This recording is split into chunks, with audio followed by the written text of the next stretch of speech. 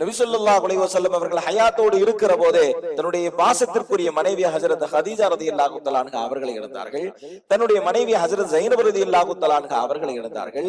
தன்னுடைய மகள்களை இழந்தார்கள். தன்னுடைய மகன்களை இழந்தார்கள். நபி ஸல்லல்லாஹு அலைஹி வஸல்லம் அவர்கள் போதா குறைக்கு தன்னுடைய பேர குழந்தைகளையும் இழந்திருக்கிறார்கள். என்று சொன்னால் அந்த குறுகிய காலத்தில் ஒவ்வொரு வருடமும் பாசத்திற்குரியவர்களுடைய மரணம். நபி ஸல்லல்லாஹு அலைஹி வஸல்லம் அவங்க ஹயாத்தோடு இருக்கிற போது ஹஜ்ரத் ஃபாத்திமா ரலியல்லாஹு தஆலா அன்ஹா அவர்கள் மட்டும்தான் ஜீவிதத்தோடு இருந்தார்கள். மற்ற எல்லா பிள்ளைகளையும் அவர்கள் இழந்திருக்கிறார்கள் என்றால் அவர்கள் தான் ஆக கடுமையாக சோதிக்கப்பட்டிருக்கிறார்கள். எனவே நம்மை அல்லாஹ் சோதிப்பது என்பது ஒரு பாரதூரமான விஷயமும் அல்ல.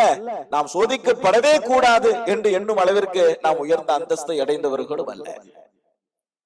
ஆறுதல் சொல்லணும். நபி ஸல்லல்லாஹு அலைஹி வஸல்லம் அவங்க ஆறுதல் சொல்லும் வார்த்தைகளை கூட சொன்னாங்க.